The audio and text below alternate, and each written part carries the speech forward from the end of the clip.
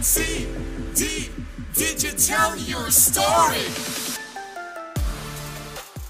Rejoignez la communauté des Digitailers et découvrez les histoires de spécialistes de l'ABCD du marketing digital.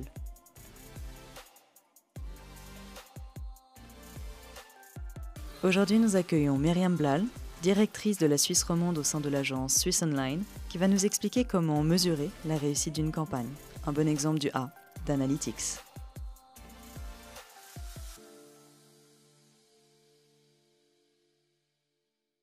Salut Myriam. Salut Félix. Pour la petite histoire, Myriam et moi, en fait, on s'est rencontrés au jeudi du marketing. Oui. Que tu organises un jeudi par mois pour permettre à des spécialistes de ce domaine de se rencontrer. C'est bien Exactement. juste. Oui. Ça fait combien de temps du coup que tu organises Alors ça fait depuis juin, et puis c'est effectivement un événement en fait mensuel, et l'idée c'est vraiment de rassembler tous les gens dans le marketing pour qu'on puisse partager nos expériences, se connaître, parce que c'est vrai qu'apparemment de ce que j'avais compris, c'est pas quelque chose qui existe vraiment à Genève, et puis vu que nous on est aussi nouveau sur le marché genevois depuis Zurich, bah, c'est aussi une façon de connaître les acteurs et puis de comprendre aussi les besoins, etc. Et c'est vrai que du coup, la dernière fois qu'on s'était vu à ce jeudi du marketing, on avait pas mal discuté divers sujets dans le domaine du marketing et on s'était posé la question, mais comment mesurer la réussite d'une campagne ? Oui. Et on s'était dit pourquoi pas en fait lancer un podcast à ce sujet. Et je voulais savoir si tu pouvais un peu nous présenter ton parcours, parler de toi. Mm-hmm. Oui, moi en fait, je suis rentrée dans le marketing un peu par hasard. Parce qu'en réalité, moi j'ai fait bachelor et master en sciences politiques à Genève. Et puis en fait, à côté de mes études, toutes mes expériences, elles étaient de toute façon dans la communication. Et puis après, je suis partie voyager pendant 1 an. Et puis quand je suis revenue, je me suis un peu rappelé que quand on cherche un peu ce qu'on veut faire, quand on est ado, je me rappelais qu'à un moment, j'avais un peu ce fantasme sur l'agence de publicité, etc. Et du coup, je me suis retrouvée dans ce type d'agence de publicité. Et puis après, j'ai monté un peu les échelons. Puis maintenant, jusqu'à à développer la Suisse romande pour du coup Swiss Online Publishing, au nom de l'agence Swiss Online, du coup, à Genève. Et est-ce que tu peux nous en dire un peu plus sur cette agence ? Qu'est-ce qui te plaît au quotidien dans ton métier aujourd'hui ? Oui, ce que j'aime beaucoup finalement dans cette partie-là, dans le marketing sur les réseaux, c'est qu'en fait on voit un impact assez rapide sur ce qu'on fait. Et puis là où dans d'autres domaines du marketing, peut-être qu'il va falloir vraiment attendre à la fin d'une campagne ou attendre vraiment la fin de savoir si les panneaux ils ont été bien mis, etc. Et puis c'est un peu difficile d'avoir vraiment des données. Là, au moins sur les réseaux, on a vraiment beaucoup de données à travailler. Et puis on peut se rendre compte plus rapidement des impacts, optimiser après les campagnes en cours de route. Et puis après, ce que j'aime bien, c'est aussi finalement de voir que ça a un réel impact sur les clients qui viennent chez nous. Et que ça change aussi le nombre de ventes qu'ils font et du coup leur entreprise peut-être pas exagérer leur vie, mais quand même ça a un impact positif directement sur les clients et je trouve que c'est cool de voir ça. Donc tu parlais de l'impact que le marketing peut avoir sur les clients, mais selon toi, quel est le plus grand défi aussi en marketing digital ? Je pense qu'un des plus grands défis, c'est de réaliser qu'on ne peut déjà pas tout avoir en même temps et qu'il faut faire un peu des choix. Du coup, je pense que les plus grands challenges, c'est d'une part de décider quel objectif on veut vraiment, sur quel objectif on veut se focaliser, d'une part, mais je pense aussi que c'est laisser de la place à la phase d'essai. Et ça, je pense que c'est une grande thématique souvent. C'est comprendre que ce n'est pas une science exacte, qu'on travaille avec des gens, et les gens, ils n'ont pas des comportements toujours très logiques et qu'on peut vraiment prévoir à l'avance. Donc souvent, je pense que pour nous, en tant qu'agence, un des plus grands challenges, c'est de comprendre ce que la personne veut vraiment et justement sur quoi elle veut focuser vraiment sa campagne. Et puis pour le client, je pense que le challenge, c'est de comprendre justement que il ne peut pas tout avoir en même temps. Et puis que c'est pas quelque chose qu'on va booker et après on a directement des résultats qui sortent, assurés, garantis à un certain prix, etc. Et que on ne peut pas garantir des résultats à un prix fixe, etc. Oui, on travaille avec des gens et les gens, on ne sait pas ce qu'ils vont faire. C'est intéressant, justement, tu disais il fallait justement se focaliser sur un objectif. Et effectivement, il y a une multitude d'objectifs qu'on peut choisir en marketing digital. Est-ce que tu peux nous donner quelques exemples par rapport à ton expérience ? Oui, en général, on a beaucoup de... l'objectif principal, souvent, c'est de se faire connaître, parce que du coup, de faire la différence au niveau de la concurrence, donc d'être visible sur les réseaux, ça c'est la plus grande chose. Après, souvent aussi, c'est d'amener les gens sur son site internet pour pouvoir après les traquer, etc., etc. Et puis finalement, souvent, ce qui est quand même, surtout chez les PME, ce qui est souvent plus demandé, c'est vraiment le lead, en fait, d'avoir un contact, une vente ou quelque chose de très concret, mais qui est souvent le plus compliqué à avoir. Et puis aussi qui débouche en général de toutes les autres phases avant. Il faut que la personne, elle ait vu l'entreprise, il faut que la personne soit venue sur le site internet, et puis c'est qu'après, en troisième phase, potentiellement elle peut acheter un service ou un bien, etc. Mais c'est pas quelque chose que directement on va voir la pub et bam, on va acheter. À part peut-être des biens très peu chers sur Instagram, si on est des serial shoppers ou des choses comme ça. Mais sinon, non, en général, un processus de vente, il a un temps de réflexion. Il faut commencer à voir le produit, se demander si on en a vraiment besoin, etc. etc. Et c'est qu'après qu'on l'achète. Donc ce processus-là... Et chaque phase du processus, elle a ses propres buts, en fait. Et je ne sais pas si tu te souviens, mais lors du dernier jeudi du marketing, on a eu cette conversation justement sur qu'est-ce qu'un lead. Oui. Parce qu'en fait, il y a différentes façons de qualifier un lead. Le lead froid, le lead tiède et le lead chaud. Et aussi différents types de données qu'on peut récolter sur ce lead. Est-ce que tu peux nous en dire plus justement sur cette qualification qui peut être plus ou moins grande en fait? Oui, voilà, parce que c'est vrai que parfois le lead, par exemple, ça peut être juste quelqu'un qui s'inscrit à une newsletter. C'est déjà... En fait, finalement, le lead, c'est du moment qu'on a une façon de contacter cette personne et qu'elle perd son anonymat d'une certaine façon, qu'elle n'est plus juste une adresse IP, quelque chose, mais qu'on a au moins une donnée par rapport à elle, quelque chose de contact. Donc ça peut être justement une newsletter, ça peut être prise de rendez-vous pour ce qui est déjà un peu plus au milieu, c'est déjà des leads un peu plus chauds quand même, mais le lead froid, oui, ça serait peut-être juste ça m'intéresserait d'avoir des nouveautés sur l'entreprise. Après, si vraiment on fait une action justement de prendre un rendez-vous, c'est déjà quand même très proche de l'achat ou quelque chose comme ça. Puis après, effectivement, le lead le plus chaud, c'est celui qui va directement acheter et puis faire la transaction. Mais avant la transaction, il y a d'autres phases. Et justement, tu parlais aussi un peu avant de donner un peu de place à la phase d'essai. Comment ça se passe justement en agence pour pouvoir tester, apprendre, réitérer? Ouais, c'est souvent ce qui est le plus compliqué parce que plus l'entreprise est petite, moins elle a le luxe de pouvoir juste essayer et voir ce que ça donne. Et ce qui est normal, mais c'est vrai que du coup, en général, c'est aussi une phase à budgéter en fait d'une certaine façon, parce que comme c'est justement, comme je disais, c'est pas des choses qu'on peut garantir en avance. Il faut apprendre à connaître son audience, voir comment les audiences elles répondent à la publicité, aux produits, etc. Et ça, il faut prendre du temps. Et le temps, parfois, c'est quelque chose qu'on ne nous donne pas forcément en tant qu'agence. On veut des résultats tout de suite, on veut mettre tant d'argent.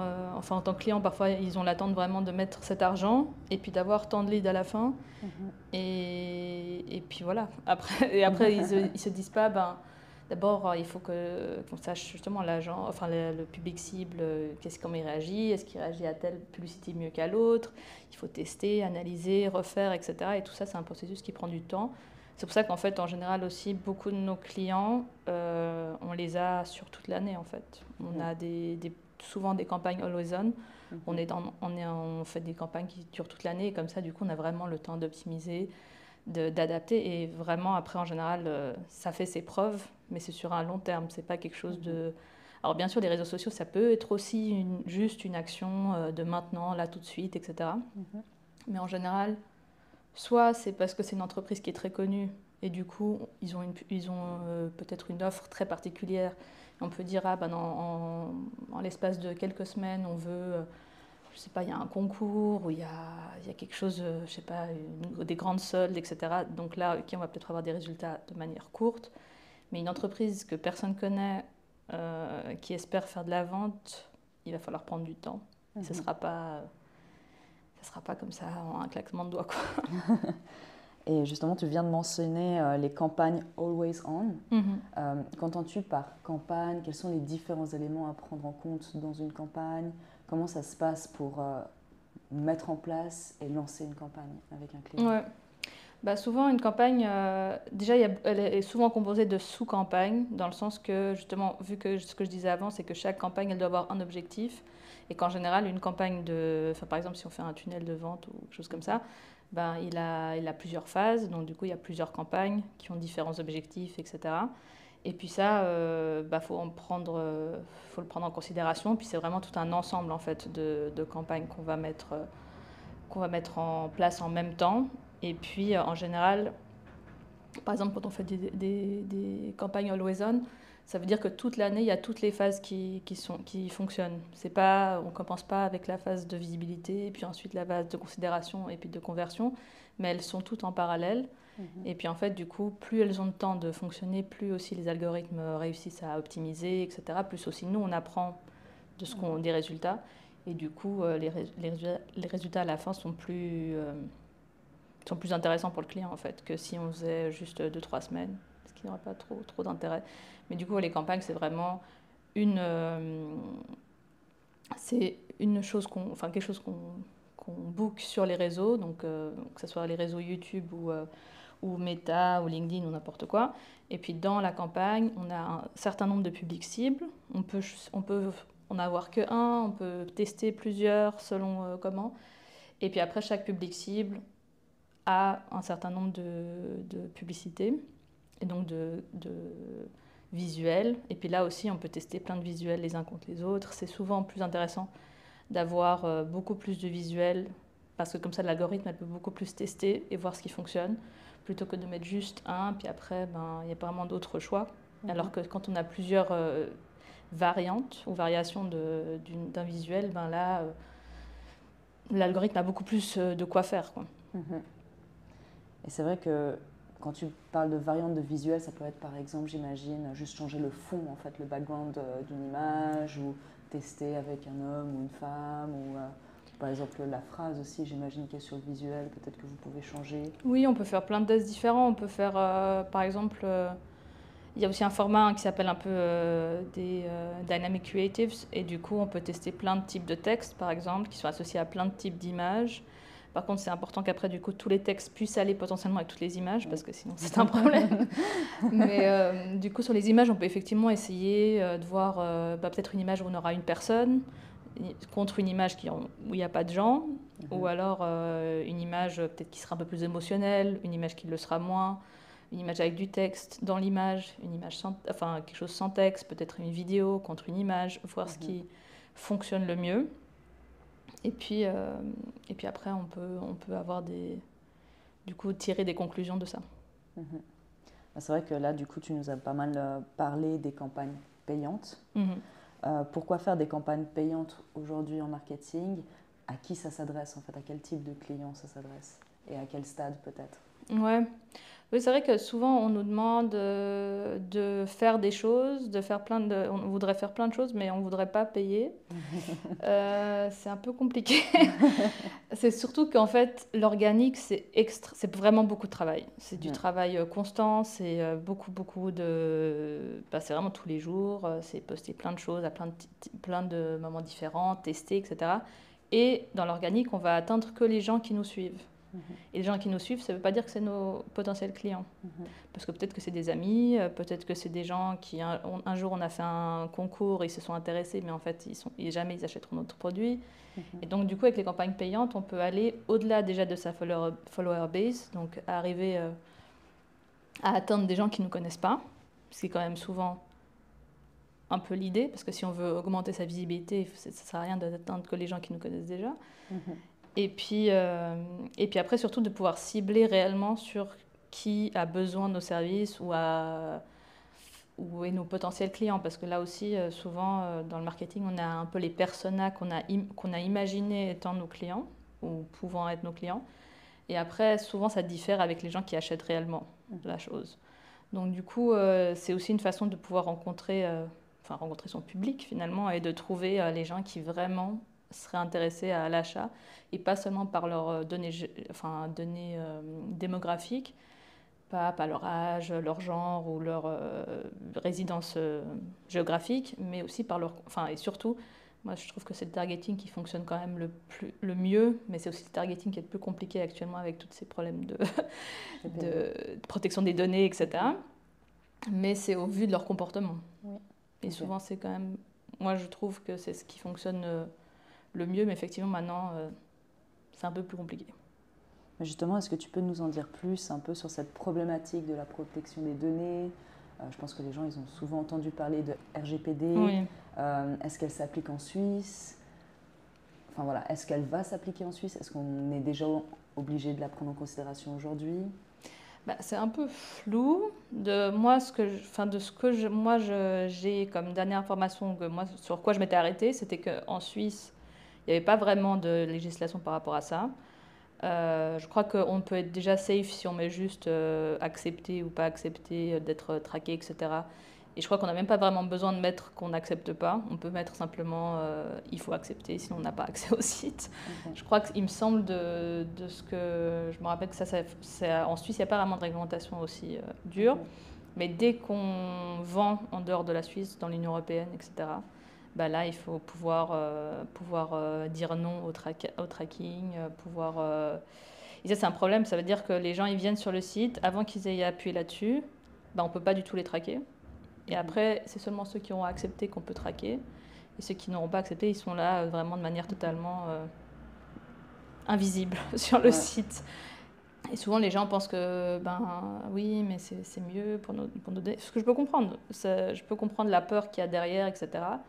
Mais en réalité, le tracking et la publicité aussi ciblée par rapport au comportement, au final, ça permet aussi d'avoir des publicités qui ont un sens par rapport à notre comportement. Si on s'est intéressé pour un produit particulier, on va avoir quelque chose qui a un rapport avec ce produit-là.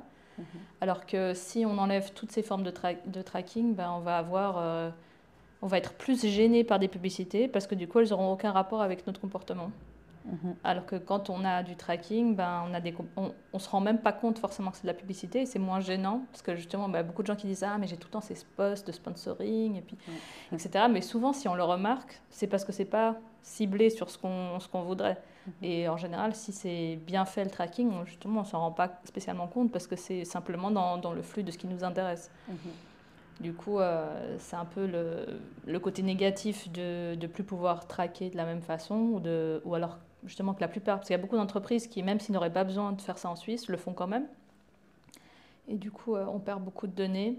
En plus, les algorithmes des réseaux sociaux travaillent de la même façon parce que du coup, ils n'ont pas les données du site internet, ils ne peuvent pas optimiser de la même façon.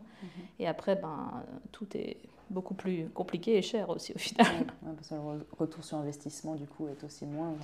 C'est ça. Mais aussi, je pense peut-être ce que les gens ne voient pas forcément, parce que forcément, ils n'ont pas accès à ces données. Donc, mais c'est que les données sont sous forme agrégée. Oui, c'est anonymisé. Y a pas toutes les données en fait, qu'on suit sur Google Analytics, ou comme tu disais, quand on paramètre une campagne et qu'on cible par comportement, en réalité, on ne peut pas cibler monsieur X ou madame Y. C'est toujours sous forme agrégée. On va cibler des gens qui ont cliqué sur ce bouton ou qui ont scroll down de 50% ou autre. Donc c'est vrai que je suis comme toi, je comprends la peur, mais c'est une peur qui est anonymisé en quelque sorte. Enfin, oui, enfin, on n'est pas en train de dire qu'on connaît, qu'on sait tout partout où vous allez, etc. On ne connaît pas votre nom, on ne sait pas votre adresse. Enfin, je veux dire, on ne connaît rien, on sait juste que vous êtes une personne qui a cliqué sur ce lien, qui est arrivée sur cette page, qui a regardé peut-être plus que 3 secondes cette page, ou alors qui a regardé une totalité d'une vidéo sur les réseaux, etc. Et finalement, c'est des données quand même qui nous permettent de travailler et permettent de proposer des publicités qui ont un sens pour les gens. Et puis pour les gens, ça va permettre d'aussi trouver justement des contenus qui les intéressent, quoi. Ouais, clairement, qui peuvent potentiellement les intéresser. C'est ça. Tu mentionnais avant justement que parfois les gens pouvaient être dérangés parce qu'ils voyaient souvent la même publicité. Mais c'est vrai qu'aussi, en tant que spécialiste en marketing, ce taux de répétition, on peut le limiter. Donc, en fait, peut-être que si vous voyez trop souvent une publicité, c'est peut-être parce que ça a été mal paramétré par parfois certains spécialistes qui ne savent pas qu'on peut limiter à 3 fois, par exemple. Non, c'est sûr. Puis après aussi, ça dépend. Donc déjà, effectivement, soit le paramétrage n'est pas forcément bien fait, soit aussi, c'est vrai que pour qu'on s'en rappelle d'une pub, il faut quand même la voir relativement souvent. Alors, on ne parle pas de 8 fois par jour, mais quand même, si je la vois peut-être 8 fois sur 3-4 semaines, j'ai plus de chances de me rappeler que si je la vois juste 3 fois en 8 semaines. Parce que c'est quand même, à moins qu'elle soit extrêmement percutante par son contenu, mais sinon, pour se rappeler des choses, il faut les voir vraiment souvent. Et on a l'impression que mais c'est beaucoup, que c'était à la fréquence, etc.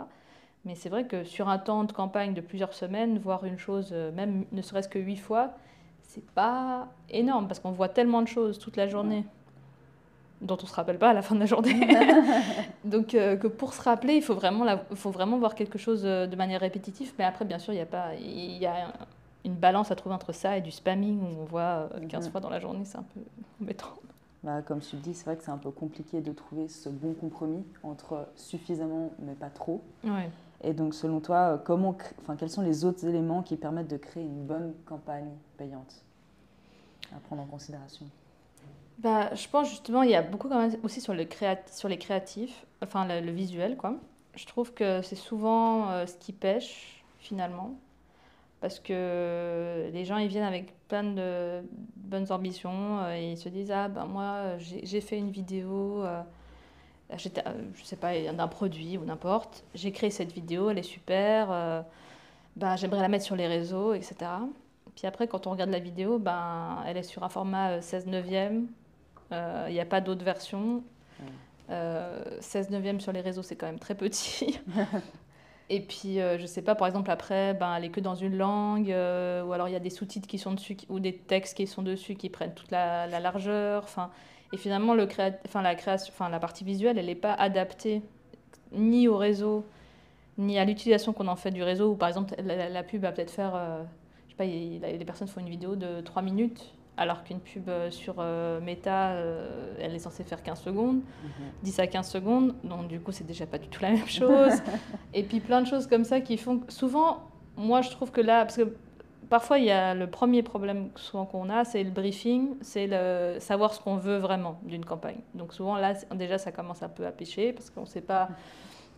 Parce que j'aimerais des gens sur mon site, mais j'aimerais de la visibilité, puis j'aimerais de l'engagement, puis j'aimerais... bref. Donc déjà, ça, c'est un premier point, c'est vraiment de savoir ce qu'on veut et quel est le but. Et en fait, au moment où on crée... Parce que souvent, des gens font des vidéos sans penser... font du contenu comme ça. Ils ne réfléchissent pas à, je vais en faire quoi, je vais le mettre où, quel est l'intérêt. Et ça, c'est souvent quelque chose qu'il faut penser déjà au moment de la création du contenu, de penser justement quel est l'objectif. Et puis après, de faire tout en fonction de cet objectif-là. Et de créer du contenu qui est vraiment adapté aux plateformes et quitte à l'adapter à toutes les plateformes, tous les types de placements. Et, parce que c'est souvent ça qui est le plus problématique, c'est qu'on peut avoir un objectif clair, on peut avoir un public cible qui a priori devrait fonctionner, on peut avoir vraiment une distribution qui est correcte et qui est bien optimisée. Mais si après, ce qu'on voit sur l'écran, c'est pas optimisé, c'est pas adapté peut-être ni aux gens ni à la plateforme, on n'aura pas de résultat. Et c'est parfois et c'est souvent, et moi je le vois souvent chez les vidéos, c'est qu'il faut penser différemment que il y a quelques années quand on faisait des pubs pour le cinéma, par exemple. Bah, le cinéma, les gens, ils peuvent pas sortir de la salle. Et du coup, en plus, ils sont là. Enfin, en plus, avec les réseaux, notre intérêt pour quelque chose sur le téléphone a vraiment énormément diminué. Donc, ça veut dire qu'en 3 secondes, il faut pouvoir donner un argument pour que la personne regarde. Et avant, on avait des vidéos, on avait une intro. Après, au bout d'un moment, on avait un point culminant. Après, on avait une autre. Enfin, après, on avait une pointe à la fin, etc. Et tout ça, on ne peut plus penser comme ça quand on fait des vidéos pour les réseaux. Il faut que la pointe, à la limite, elle soit au début, qu'après on comprenne comment on va arriver à cette pointe, et puis pour que ça intéresse vraiment les gens dans les 3 premières secondes. Sinon, si on commence avec une espèce de juste intro, on voit le logo de l'entreprise dans les 3 secondes, les gens, ils sont déjà loin. Ouais, c'est vrai. C'est vrai.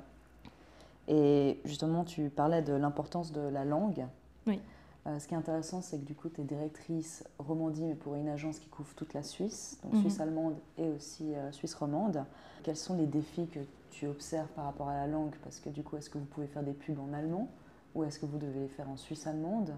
Par rapport à Genève, typiquement, est-ce que vous devez les faire en français, en anglais, tout le temps dans les deux, tester?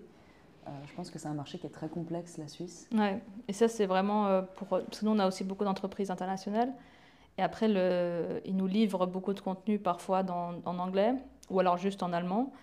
Et c'est vrai que c'est le vrai challenge de la Suisse, c'est vraiment ces 3, 4 langues, mais enfin, surtout principalement 3 langues nationales, et qui fait que souvent, en plus, parce que je pense qu'en tant que roman, on remarque ça souvent, mais beaucoup de publicités sont créées en Suisse alémanique, et du coup, si elles sont traduites ou quand elles sont traduites, ben, ça ne nous touche pas vraiment. Il y a pas c'est parfois pas très adapté à... Et j'ose même pas imaginer pour les Tessinois, je me dis que ça doit encore pire. Ils doivent pas du tout se sentir concernés. Mais nous, dans notre cas, en fait, en général, on fait de la pub, mais justement, ça, c'est quelque chose qui est que possible quand tu fais du payant. Mais on adapte... pour la plupart des clients, toutes les pubs sur les 3 langues principales nationales.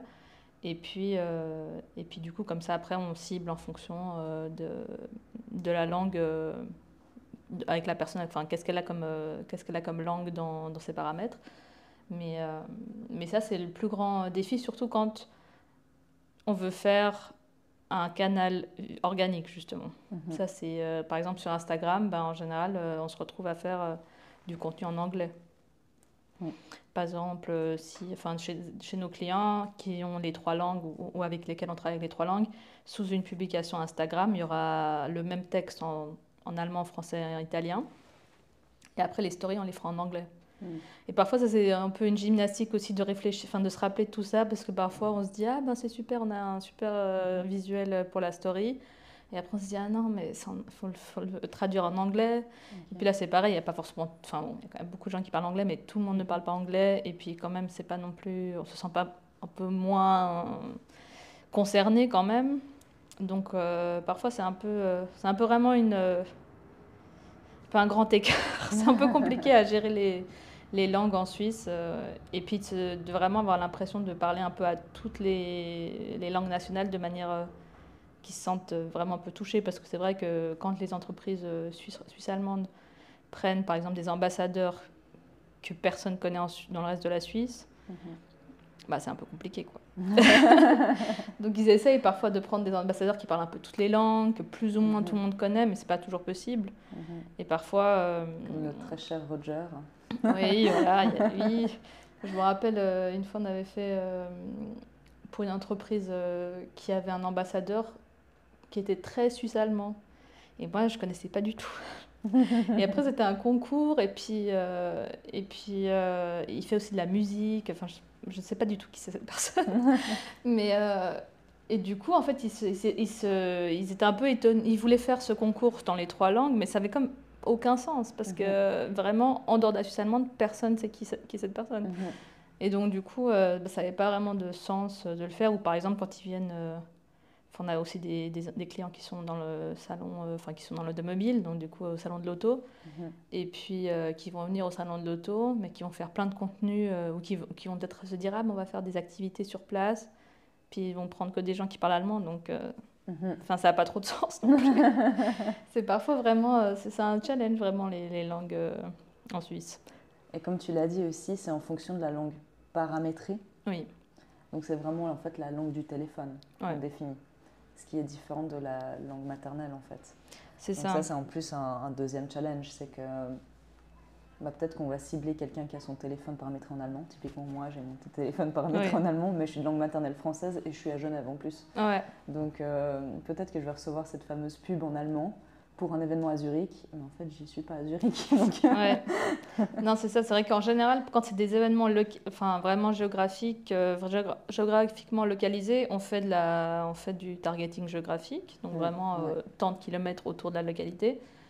Mais après, c'est vrai qu'effectivement, pour nos clients, par exemple, quand on fait justement les 3 langues, on va mettre la langue paramétrée. Donc c'est vrai que pour mes clients, c'est très possible que tu voies leur publicité en allemand, quoi. Mais après, c'est vrai que c'est parce que je trouve que c'est quand même mieux de faire ça plutôt que de mettre juste la Suisse, de mettre tous les cantons suisses romands, parce que bon, après il y a les cantons bilingues. Après... Et puis je pense aussi que finalement, si quelqu'un a quand même sa langue, son réseau paramétré dans cette langue, c'est qu'a priori il doit au moins la comprendre. C'est vrai que normalement, oui. Mais du coup, c'est vrai que ce sont des complexités auxquelles les gens ne pensent pas, en fait. Oui. Enfin, je veux dire, potentiellement les clients. C'est vrai que nous, dans le domaine du marketing, on va y penser, mais on peut pas trouver une solution pour tout le monde sur mesure. Ce serait trop compliqué. Et du coup, est-ce que tu as un exemple de campagne que tu as géré pour le compte d'un ou d'une cliente, justement, où tu as un peu... fait face à tous ces défis, que ce soit de langue, de visuel. Est-ce que tu as une anecdote en fait à nous partager? Oui, par exemple, ça fait plusieurs années qu'on fait pour une entreprise d'automobile, on fait encore une fois une campagne Always On qui a donc c'est un tunnel de vente, donc il y a trois phases. Donc il y a la phase de visibilité, ensuite il y a un retargeting sur la phase de visibilité pour la considération, donc qui amène sur le site internet, et puis ensuite il y a la conversion. Et c'est pour créer des essais sur route. Et en fait, c'est un système qu'on a depuis des années. Et chaque année, on le re-challenge par rapport au créatif, le visuel. Est-ce qu'il est toujours d'actualité? Est-ce qu'il ne faut peut-être pas adapter les formats, la façon de le couper, qui est d'être plus actuel. Et par exemple, cette année, on a refait tous les visuels parce que ils n'étaient plus forcément adaptés. On voulait tester aussi ce qu'on ne faisait pas avant. On n'utilisait pas toujours systématiquement le format story. Et par exemple, dans la phase de considération, on utilisait des carousels et du coup, on n'avait pas de pendant pour les stories. Et puis après, parce que dans la phase du milieu de la considération, on voulait pousser la configuration des modèles de cette marque. Et du coup, on avait un carrousel qui montre un peu les différentes USP du modèle. Puis après, en story, on n'avait pas d'option. Et du coup, on a testé l'année passée une option pour un des modèles. On a fait finalement pour les stories, vraiment une story où on a comme un peu c'est un peu un visuel où on a la voiture. Puis après, on peut comme choisir, je veux telle jante. Et puis après, ça fait comme un petit jeu où on voit les jantes qui... Alors, c'est pas interactif en tant que tel, parce que la personne ne peut pas cliquer. Mais ça donne cette impression d'interactivité. Et puis finalement, ça mime un peu ce qu'on fait quand on configure une voiture en ligne. Donc du coup, on a utilisé après quelque chose comme ça, un carousel story pour la partie story du coup de cette phase-là. Et puis on intègre comme ça des choses. Et justement, là, dans cette campagne qui est du coup Always On, qui est toute l'année, c'est typiquement quelque chose où on teste toujours des choses. On regarde toutes les semaines, on a une dashboard où on voit les résultats, on regarde toutes les semaines qu'est-ce qui fonctionne mieux. Parfois on regroupe, on a aussi regroupé la stratégie, la façon de distribuer. On a aussi changé ça, la façon de splitter le budget sur les différents modèles. Est-ce qu'on regroupe les modèles par type de modèle ou est-ce qu'on fait un budget sur chaque modèle et les avantages et les inconvénients. Ensuite, on teste. Puis finalement... C'est ça qui est quand même intéressant, c'est qu'au final, le résultat, le coût par essai sur route, il est quand même le plus bas par rapport aux autres canaux de distribution. Parce que, déjà de un, parce qu'on nous donne le temps de tester des choses, et puis parce que finalement, les réseaux, c'est justement là où on va pouvoir plus facilement adapter des paramètres et regarder, etc. Là où forcément... je sais pas, envoyer juste des newsletters avec une proposition d'essai sur route, c'est pas, on n'a pas le même nombre de données, on va pas leur envoyer 8 fois sur 8 semaines. Enfin, ils ont pas c'est pas la même chose, quoi. Et du coup, c'est vraiment intéressant parce que tous les ans, on re-challenge ça, on re-regarde les créatifs et les visuels. Et puis surtout, on regarde toutes les semaines dedans comment ça évolue. En fonction, on va adapter les budgets, tout ce qu'on peut adapter, le public cible, l'agrandir, le réduire, etc. Auparavant, tu parlais des différentes étapes. Mhm. Tu mentionnais justement que d'abord, il fallait définir l'objectif, qu'il fallait identifier les personas, etc., etc. Si tu devais un peu nous résumer les différentes étapes d'une campagne, un peu les challenges associés, qu'est-ce que tu dirais? Ben, après, par exemple, si c'est un client qu'on n'a jamais eu, souvent on essaie de faire un workshop au début pour justement, bon, non seulement apprendre un peu à se connaître, mais aussi creuser un peu plus sur qu'est-ce qu'il veut vraiment, qu'est-ce qui est vraiment important, essayer d'apprendre à connaître aussi le public cible à travers ce qu'il va nous dire. Mais après, si c'est quelqu'un qu'on connaît déjà un peu, ou alors si c'est un produit qui est relativement simple à comprendre, ce qui est important vraiment, c'est le briefing. Et souvent, ça, c'est aussi quelque chose qui est une phase qui est un peu mise de côté rapidement, ou à juste dire, ben voilà, on a tel produit, on veut soit tant de ventes, ou alors on a fait un nouveau site, on a fait une landing page, on veut que les gens ils viennent dessus, et puis d'accord, mais bon, alors justement, quel est le public cible, quel est votre budget, dans quel laps de temps, qu'est-ce que vous avez comme matériel, parce que ça c'est justement, comme j'avais dit avant, c'est quand même souvent le point un peu plus problématique. Et puis ça, vraiment le briefing au début, de bien préparer et d'aussi être au clair sur qu'est-ce qu'on veut comme résultat. Et du coup, comment on va, et là on revient à la réussite, comment on va définir si la campagne elle a fonctionné ou pas. Parce que si au début on dit ben, on veut de la visibilité, puis qu'à la fin on nous juge sur un coût par clic, ça n'a pas de sens. Et donc c'est vraiment ça qui est important. Après, la création de visuels, justement, en général, c'est ce qui prend aussi le plus de temps après, parce que justement, comme je disais, c'est souvent le contenu qui manque chez les gens. Donc, création de contenu, nous, c'est ce qu'on fait aussi avec les graphistes. On peut aussi le faire avec des personnes qui vont peut-être faire des vidéos, des choses comme ça. Et puis après, ben, on fait aussi un plan média. Donc, justement, le budget, comment on va le mettre, sur quel type de réseau. Là aussi, réfléchir justement à la stratégie en fonction de leurs objectifs, quel réseau fait du sens, etc. Ensuite, le plan média, du coup, on a un peu des prévisions en termes de KPI.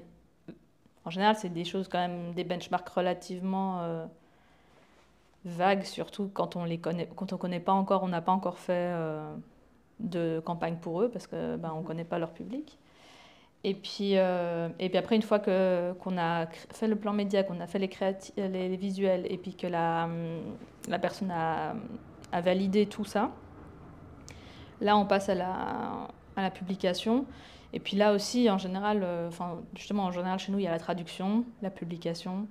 Et puis après, on fait souvent aussi le community management pour les gens.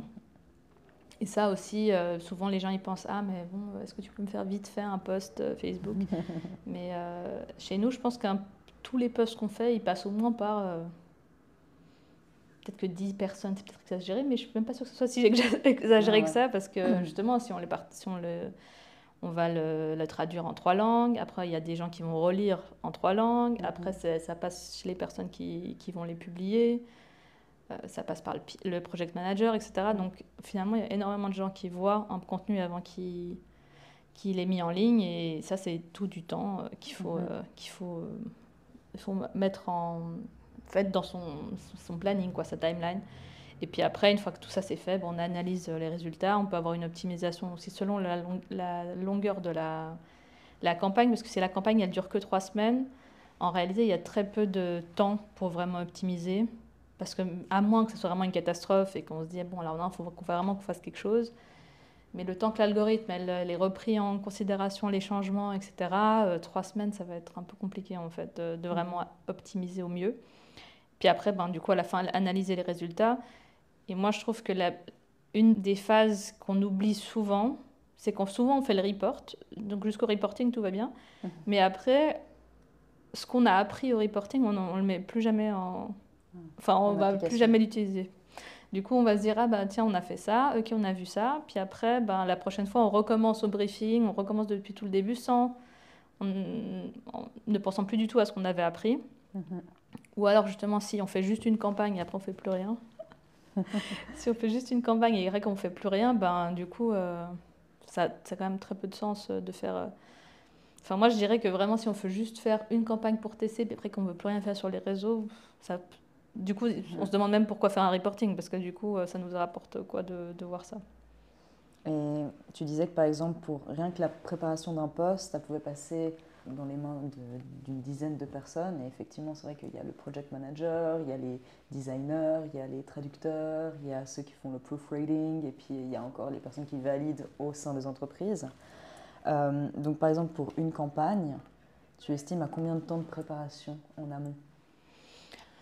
Ça dépend vraiment de la taille de la campagne, mais moi je pense que si on part vraiment du briefing et qu'on connaît déjà un peu le client, je pense que 2-3 semaines c'est déjà sportif, mais c'est bien, c'est possible, c'est encore faisable. Mais par contre, si on commence au workshop, donc c'est-à-dire alors là, il faut quand même compter, moi je trouve, un mois au moins de...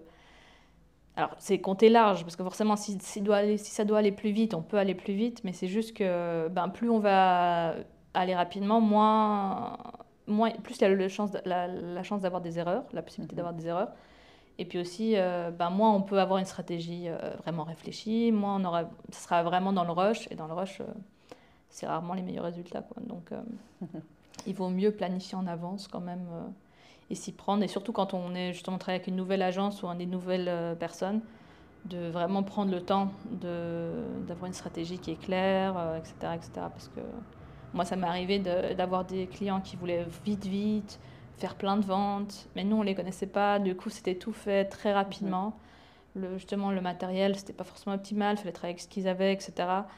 Et finalement, il n'y a pas eu des résultats très probants parce que justement, c'est typiquement ce que je disais avant, c'est quand c'est des entreprises qui sont si petites qu'elles n'ont pas le luxe de pouvoir se prendre le temps d'essayer, on n'a souvent pas des résultats parce qu'ils veulent juste vite des leads, vite des ventes et ça,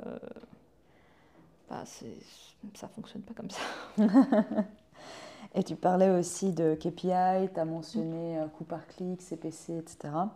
Et l'importance en fait de définir l'objectif et de savoir en fait quelles sont les mesures qu'on veut analyser pour définir si oui ou non une campagne est réussie.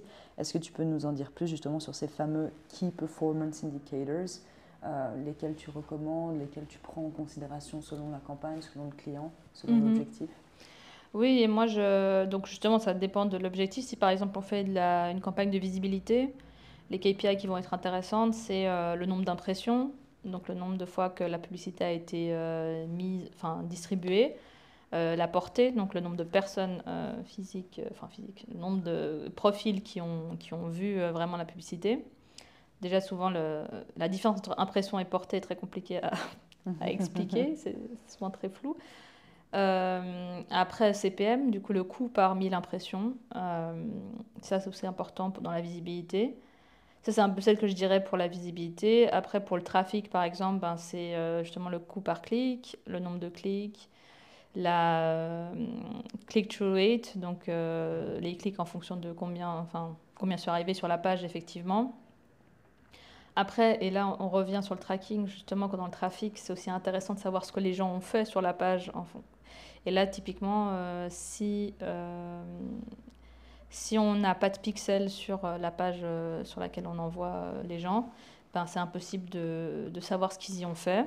Et puis, on ne peut même pas savoir combien ils sont vraiment arrivés. Parce que finalement, souvent, avant, Meta, il y a quelques années, quand on n'avait pas cette possibilité-là d'avoir un tracking sur le site internet, on optimisait sur le clic, simplement pour sortir du réseau en question. Mais le problème de ça, c'est que c'est pas parce qu'on clique sur une pub qu'on arrive sur le site internet. Parce qu'il y a un temps de chargement, peut-être qu'il est trop long et du coup les gens ils se lassent. Peut-être que c'était un clic d'erreur qu'on ne voulait pas cliquer, donc on revient. Fat finger effect. Et du coup, si on ne sait pas combien de personnes vraiment sont restées sur le site et on fait quelque chose, ben, c'est difficile aussi d'estimer vraiment si ça a été un résultat positif, en tout cas pour une campagne de trafic. Après, il y a aussi par exemple les campagnes d'engagement, mais ça, c'est vraiment plus trop. En réalité, c'est pas très poussé par la plupart des réseaux. Parce que l'engagement, un like, un commentaire, ça n'a comme aucune valeur monétaire. Enfin, on ne peut pas vraiment le valoriser. Donc, souvent, ce n'est pas quelque chose qu'on pousse. À l'époque, parce que moi, ça fait depuis 7 ans, depuis 2016, que je travaille là-dedans. Donc, à l'époque, on faisait encore des campagnes d'engagement pour des concours, des choses comme ça, pour avoir beaucoup de commentaires, des likes, machin et tout. Mais bon, c'était une autre façon d'utiliser les réseaux à l'époque. Les gens étaient beaucoup plus sur les réseaux de manière un peu longue. Et puis vraiment, ils regardaient. Enfin, c'était pas du tout la même façon d'utiliser Facebook à cette époque-là. Mais maintenant, c'est quelque chose qu'on ne pousse plus vraiment. Maintenant, on rentre dans l'engagement, par exemple, les vidéos, voir les vidéos. Et là, c'est pareil. On peut aussi se rendre compte il y a des KPI où on va voir le nombre de vues, mais vues à partir de 3 secondes ou 2 secondes.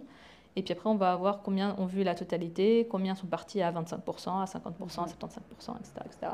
Et du coup, ça peut être intéressant pour après analyser aussi à quel moment les gens ils ont décroché. Regarder sur la vidéo qu'est-ce qui se passait à ce moment-là.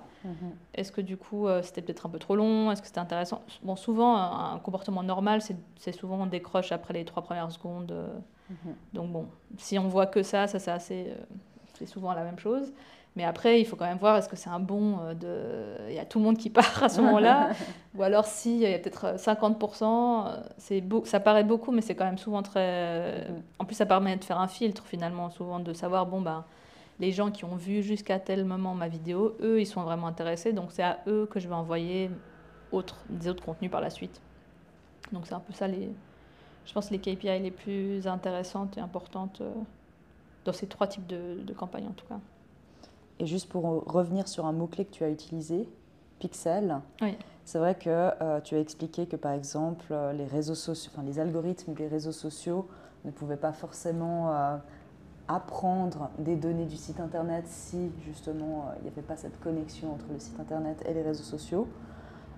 Ça fonctionne du coup au travers de ce fameux pixel. Est-ce que tu peux nous en dire plus un peu sur comment fonctionne ce pixel, en quoi ça consiste?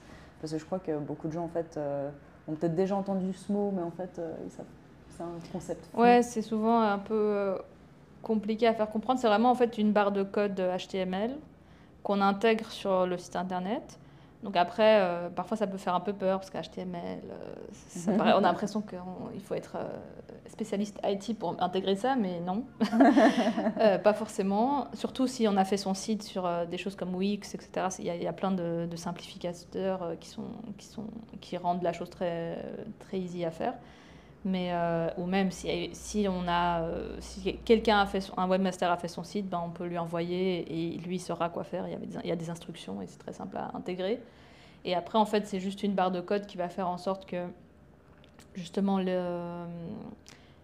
le réseau social en question. Et en fait, ces pixels, ils existent pour tous les types de réseaux. Donc, ça veut dire qu'on ne peut pas juste mettre le pixel méta et puis après faire des campagnes sur LinkedIn et imaginer que c'est pas la même chose. Il faut faire la même chose pour LinkedIn, faire la même chose pour Snapchat, Pinterest, etc. pour que tous les réseaux puissent traquer sur le site internet. Et puis après, avec cette barre de code, on va pouvoir vraiment savoir où les gens ont été, voir si on prend l'exemple de Meta, voir dans l'event manager de Meta, comme mettre des événements, dire alors là on a add to cart, dont ils ont mis dans le panier, ou alors ils ont vu la page, ou alors ils ont cliqué sur tel bouton, ou alors ils ont fait ci, etc. Puis après on voit le nombre d'événements, combien de personnes l'ont fait, et du coup on peut retargeter les gens en fonction du comportement qu'ils ont eu sur le site, s'ils ont été voir toutes les pages, par exemple si on a je sais pas, si on est une entreprise, un shop, et puis on vend, j'en sais rien moi, des savons, et puis après on vend des savons, et puis on vend des shampoings, et je sais pas quoi, et après on va dire, tous les gens qui ont été dans la catégorie savon, je vais leur montrer des publicités qui seront différentes de ceux qui ont vu la catégorie shampoing, je vais leur expliquer peut-être d'autres choses sur les bienfaits du savon, Voilà, du lavage au savon. Enfin, bref, on a compris, je pense que je voulais dire, mais c'était pas le meilleur exemple. Non, mais c'est top. Et donc, du coup, juste pour revenir, c'est vrai que tous les KPI que tu as décrits auparavant, il y en a certains qu'on peut suivre si et seulement si il y a ces pixels. Oui, Donc, c'est vrai que c'est important, du coup, en tant que client, déjà d'être conscient si oui ou non son tracking de données est mis en place et s'il est bien mis en place. oui, C'est vrai que pour un site e-commerce, par exemple, on peut traquer, si un site e-commerce est fait en différentes langues, en différentes devises, il faut être sûr d'avoir mis en place le tracking pour tous ces éléments-là. Ouais. Donc, encore mais une les e-shops, c'est complexité hyper important. en plus. Vraiment, les e-shops, c'est hyper important d'avoir des trackings parce que c'est là qu'on va pouvoir faire les choses les plus optimales. Je veux dire, je pense que tout le monde a vu, tout le monde a eu cette situation qu'on est dans un shop pour vêtements, qu'on a mis des choses dans son panier et puis qu'après on n'arrête pas de les voir partout. Ça, c'est pas possible si le tracking il n'est pas fait. Par contre, souvent, je trouve que l'étape qui est un peu oubliée, c'est que quand on les a achetés, on les voit toujours. Donc je trouve que là, il y a quand même un problème. Mais non, c'est vrai que le tracking sur les shops, c'est hyper important. Et sans ça, on va faire que des pubs où on parle de produits qui n'intéressent pas les gens qui voient les produits. Donc c'est très compliqué sans tracking. Ça. Autre chose d'ailleurs aussi parfois qui est souvent oubliée, c'est que ce sont les employés d'une même entreprise qui voient leur propre pub. Oui. Parce qu'on oublie d'exclure en fait les adresses IP, par exemple du siège où il y a l'entreprise ou des choses, ou même la base de données Donc ça c'est aussi assez marrant, tu travailles dans une multinationale et tu vois tes propres pubs de tes propres produits. Oui. Et parfois après, et c'est aussi enfin en tout cas dans les grands, je pense que pour les plus petites entreprises, parfois ça peut être un peu gênant parce qu'ils se disent ah mais non du coup comme si j'avais utilisé de l'argent pour moi-même voir la pub, etc. Mais je trouve que dans les plus grandes entreprises, en tout cas de mon expérience, ça leur plaît en fait de voir parce qu'ils ont l'impression ah ben on nous voit partout. Et je me rappelle une fois mon chef m'avait dit que par exemple une technique qu'on utilise dans ceux qui font les panneaux d'affichage. Moi c'est pas un domaine dans lequel j'ai travaillé, mais il me disait qu'ils essaient toujours de faire en sorte que sur le chemin du travail du boss il y a un panneau comme ça il a l'impression qu'on nous voit partout. Et je pense que les réseaux, c'est un peu la même chose. C'est-à-dire que si même les entreprises, les gens de l'entreprise et surtout les hauts placés le voient, bah, ils vont se dire « Ah oui, j'ai vu, on est partout, tout ça, etc. » Et parfois, ça peut être aussi plutôt positif de se voir. Bon, après, sauf que s'il y a une erreur et qu'il y a le big boss qui le voit, c'est un problème. Parce que là, on a tout de suite des mails pas très sympas. Et du coup, pour revenir sur les KPI que tu recommandais de suivre, après aussi, comment les interpréter? Justement, tu parlais de ce fameux 3%, c'est le pic, et il peut être mal interprété en disant « Ah, mais tout le monde part au bout de 3%. » Mais en fait, par rapport à ton expérience, tu dis « Mais en fait, c'est un petit peu la moyenne. » Ouais. Et donc, du coup, voilà, comment interpréter ces fameux KPI? Comment interpréter un taux de rebond élevé? Qu'est-ce que c'est élevé? Ouais, c'est toujours un peu difficile d'avoir... En fait, surtout si on le fait qu'une fois, la première fois, c'est un peu difficile parce qu'on a des benchmarks relatifs. Nous, on utilise parfois des benchmarks qu'on regarde un peu en fonction de tous les clients qu'on a eus, à peu près ce qu'on peut dire, qu'est-ce qu'un CPM bon. Mais même là, encore une fois, ça dépend de la branche aussi. Un CPM pour l'automobile, c'est pas forcément le même que pour un système bancaire. C'est pas toujours la même chose qui est bon. Et donc, c'est vrai que c'est là encore l'importance de répéter et d'essayer toujours et de retester, tester, etc. Parce que c'est là qu'on va pouvoir voir, en fonction de ma dernière campagne, est-ce que mes chiffres sont meilleurs ou pas. Par exemple, nous, on se rend compte en ce moment, le thème de la mobilité électrique, par exemple, pour les entreprises dans l'automobile, est hyper important. Forcément, à force d'avoir toujours des pubs sur les mêmes publics cibles, ça peut devenir aussi plus cher parce que du coup, on peut bien s'imaginer qu'il y a probablement toutes les autres entreprises automobiles qui font la même chose. Et au bout d'un moment, vu que c'est un système quand même d'enchères, au bout d'un moment, plus des gens vont mettre sur le même public cible, plus ça va devenir cher. Et puis je trouve aussi ce qui est aussi important de voir, c'est qu'un réseau n'a pas les mêmes benchmarks qu'un autre. Je veux dire, sur Meta, un CPM, il peut vraiment varier de la taille là encore vraiment la taille du public cible. Si c'est un public cible très large, on peut se retrouver à des choses qui sont peut-être à 3 francs, 4 francs, quelque chose comme ça. Là aussi, par exemple, si c'est très ciblé, si sur un comportement très particulier, etc., on peut être plus autour de 15, 20, enfin, bon, ça peut arriver, c'est pas forcément normal, mais ça peut arriver. Là où, par exemple, chez LinkedIn, ça va être extrêmement normal d'avoir un CPM à 30. Et c'est parce que c'est pas du tout les mêmes prix, quoi. Donc, il faut faire attention aussi de voir le réseau et comment d'habitude, quels sont les prix d'habitude sur ce réseau-là, parce que LinkedIn, c'est quasiment toujours plus cher. Enfin, c'est toujours plus cher. Justement, comme tu le dis, c'est vrai que les campagnes payantes sur LinkedIn sont plus chères par rapport à Meta. D'ailleurs, pour rappel, Meta, c'est Facebook, Instagram, WhatsApp. Oui. Et aussi Oculus, maintenant. Oui. Et donc, pour quelle entreprise tu vas peut-être plutôt recommander LinkedIn, vu que c'est plus cher, mais donc il faut forcément que le retour sur investissement soit intéressant? Ouais, c'est toujours un peu compliqué parce que les entreprises de B2B, par exemple, vont souvent vouloir aller sur LinkedIn et souvent ils ont raison parce qu'au niveau du targeting, c'est quand même ça a beaucoup plus de sens là-bas. Il faut se rendre compte qu'avec le même budget, on ne va pas du tout avoir les mêmes résultats. Et parfois, moi, ce que je recommande parfois de faire, c'est de faire un peu un mix entre de commencer avec LinkedIn peut-être pour la première phase et après de retargeter sur les autres phases, sur les autres réseaux qui seront moins chers. Et du coup, comme ça, au moins sur la totalité, on aura des coûts qui seront un peu plus contrôlés. Mais c'est vrai qu'en général, le B2B, ça a beaucoup de sens sur LinkedIn. C'est beaucoup plus compliqué sur les autres réseaux. En tout cas, en première phase. Après, une fois qu'on sait avec qui on parle et que justement on les a comme tagués, targetés, enfin traqués sur le site, après on peut les retargeter sur d'autres réseaux parce qu'on sait qui sont ces gens. Enfin, on ne sait pas. On ne sait pas leur nom. On ne sait pas les noms, mais on a un pool de personnes totalement anonymes. Et donc, oui, c'est un peu ça que moi j'essaie en général pour LinkedIn de recommander, quoi. Et par rapport à ton expérience, quels sont les pièges dans lesquels les clients peuvent tomber, que ce soit, je ne sais pas moi, dans la mise en place d'une campagne, l'interprétation des KPI? Est-ce que tu as des recommandations par rapport à ça ou des anecdotes à partager?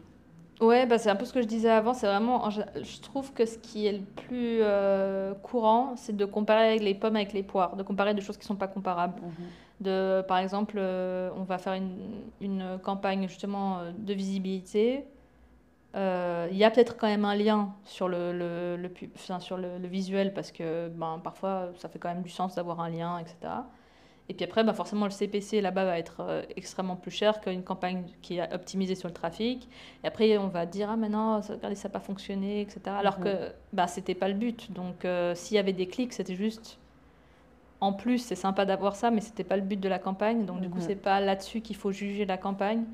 Ou par exemple, ça a aussi arrivé plus par le passé, maintenant un peu moins, mais que par exemple un client nous dise, ah mais ce post il marche pas du tout, etc. Et puis j'ai dit, je sais pas, vous vous basez sur quoi pour dire ça? Et puis après, quand on creuse, finalement c'est vrai parce qu'il n'y a pas de commentaires et de likes, alors que le post il était fait pour du trafic, donc c'est pas le but. Donc si il y a des likes et des commentaires, c'est tant mieux, c'est un plus, etc. Mais si le but il est d'amener des gens sur le site, c'est là-dessus qu'il faut juger la campagne et pas sur d'autres paramètres qui n'ont rien à voir avec l'objectif. Et souvent, c'est là qu'on a le plus de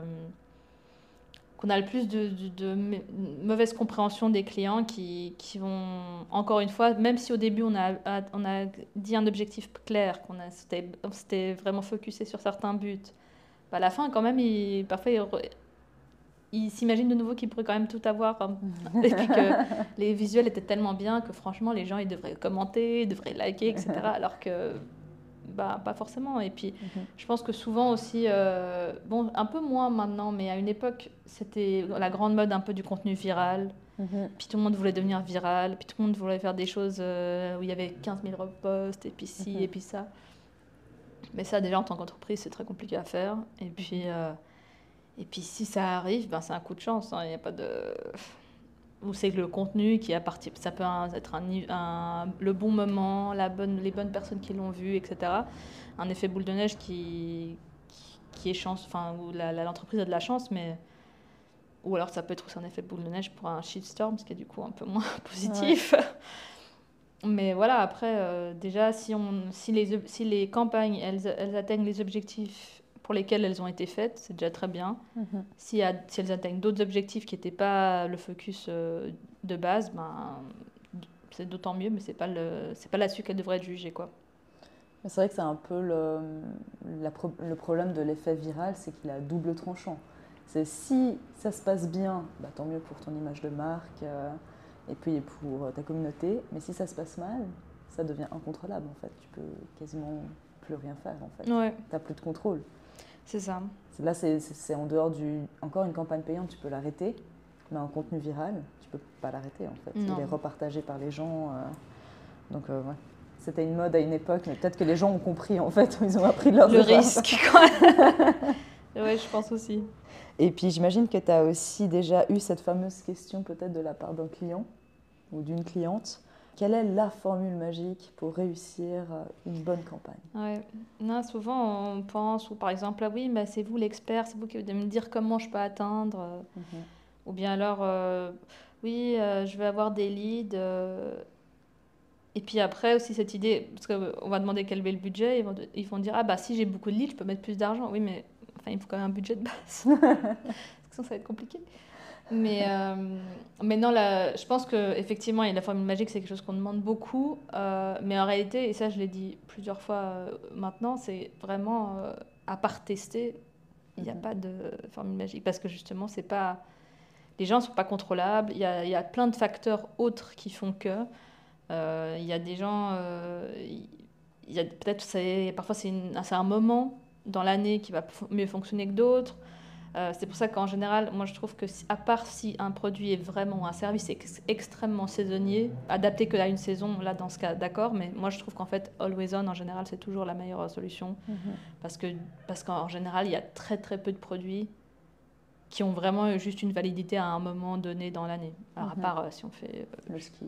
Voilà, des choses comme ça c'est sûr. Mais sinon, le reste, ça fait du sens d'être tout le temps présent, d'être tout le temps visible pour les gens, d'être en top of mind quand on pense à cette branche, etc. Mais du coup, vraiment, à part tester, moi, je ne connais pas d'autre formule magique pour réussir. C'est vraiment try and error, apprendre, refaire. Puis surtout aussi, je trouve ne pas se partir du principe, et ça, je l'avais dit dernièrement avec des clients aussi après un reporting, c'est pas partir du principe que parce que quelque chose n'a pas marché à une campagne là, qu'il faut se dire, bon, bah ça, plus jamais on utilise. Parce que parfois aussi, on peut se dire, ah, bah ce réseau-là, il n'a pas performé dans cette phase-là, alors on l'utilise plus. Mais pourtant, peut-être que le réseau, il est en train de s'améliorer, peut-être que par la suite, il va mieux fonctionner que d'autres, ou peut-être que pour un autre type de phase, un autre type d'objectif, ça marche beaucoup mieux que le reste. Ou par exemple parfois un format au moment où il est sorti, il n'est peut-être pas encore au top de l'optimisation, il peut être très cher et puis ça ne nous rapporte pas grand-chose. Ce n'est pas pour autant qu'il faut le rayer de sa liste de choses à faire pour toute la vie. Il y a des choses après quelques années, le format il s'est amélioré, les gens ils sont peut-être plus acceptés ce format-là et ça peut fonctionner. Ça veut dire que vraiment il faut tester. Mais aussi, l'apprentissage qu'on a de ce qu'on a testé, c'est pas quelque chose qui est gravé dans la roche pour toujours. Ça change. C'est vrai que je suis d'accord avec toi. Je pense que pour tout spécialiste dans le domaine du marketing, il y a ce côté où il faut être persévérant. Généralement, ça fonctionne jamais du premier coup. Ouais. Donc, il faut constamment réessayer, constamment apprendre de ses erreurs, constamment se remettre en question. Donc, c'est vrai que voilà. Puis quelque chose qui marchera avec des gens, enfin avec une certaine industrie ou un certain client, ne marchera pas forcément avec d'autres. Et on ne peut pas toujours reprendre les mêmes techniques partout, quoi. Et par rapport à tout ce que tu as déjà partagé justement tout au long de cet entretien, est-ce que tu as d'autres conseils que tu aimerais partager pour optimiser le retour sur investissement en marketing d'une campagne? C'est un peu le résumé de ce que j'ai vraiment dit. C'est vraiment diversifier les différents canaux de distribution. Parce que là aussi, on est souvent centré beaucoup sur genre LinkedIn, Meta, mais en réalité, on a aussi Snapchat, Twitter, Pinterest, YouTube, Google, Ads, etc. Il y a plein d'autres choses. Et puis quelque chose n'exclut pas l'autre. On peut être partout en même temps. Si on a les possibilités ou si on a une agence ou si on a quelqu'un qui peut nous aider et qu'on arrive à faire une dashboard, on peut même voir sur tous les réseaux comment ça performe et en fonction après switcher le budget sur les plus performants. Donc c'est vraiment aussi avoir cette diversité au niveau des canaux de distribution, essayer des nouvelles choses. Parfois on peut essayer TikTok, voir comment ça fonctionne là-bas, pas avoir trop peur des nouveaux réseaux, pas se dire ah non mais c'est un truc de jeune. De toute façon, et au contraire, être un peu peut-être aussi excité par cette nouveauté. Quand il y a quelque chose qui vient, autant tester. Et ça revient sur l'histoire de tester. C'est qu'il faut essayer. Et puis, c'est pas parce qu'on est une entreprise qu'on s'estime être très sérieux, etc., qu'on n'a pas forcément sa place sur TikTok. Parce qu'au final, que ce soit en contenu payant ou organique, il y a toujours une façon de trouver une niche, une façon de donner son message. Et du coup, ouais, ça c'est vraiment diversifier les canaux, tester, regarder, puis après recalibrer et apprendre. Effectivement, on pourrait dire apprendre de ses erreurs, mais je trouve que c'est pas forcément toujours fondamentalement des erreurs, parce que justement, vu que ça marche pas forcément, ça marche peut-être pour là, mais peut-être là-bas ça marchera pas. Donc c'est peut-être juste un apprentissage. Voilà, c'est apprendre et ne pas lâcher l'affaire. C'est vrai que c'est intéressant ce que tu dis sur TikTok. En fait, je crois que les gens ne se rendent pas compte que généralement, justement, toutes ces nouvelles applications, elles voient le jour pour attirer les jeunes. Parce que les jeunes essayent de fuir les plateformes où sont leurs parents. Mais au final, les parents, ils aiment bien quand même contrôler ce que les jeunes font. Donc sur TikTok, oui, il y a des jeunes, mais il y a aussi souvent leurs parents. Oui, et puis il y a plein de gens, il y a déjà tous les gens du marketing qui du coup sont là-dessus. Il y a aussi, avec le confinement, il y a eu énormément de gens, enfin la population sur TikTok, elle a extrêmement vieilli, enfin extrêmement, faut pas exagérer, mais elle a vieilli quoi.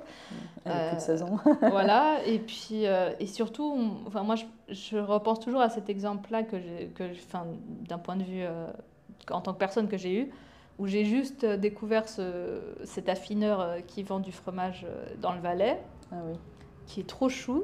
Et puis il est là dans sa cave et il parle de fromage. Et je veux dire, c'est pas... On pourrait penser, qu'est-ce que fait un affineur sur TikTok? Il fait pas des danses, il rigole. Enfin, il n'est pas en train de faire du contenu drôle. Il est vraiment juste en train de parler de ses fromages, ses façons d'affiner, etc. Mais le fait que ce soit... Et pourtant, c'est une personne quand même... que je dirais senior. Et je veux dire, il est dans sa cave et il parle de ses fromages. Et ça fonctionne extrêmement bien. Et alors, c'est sûr que je pense qu'il a quand même...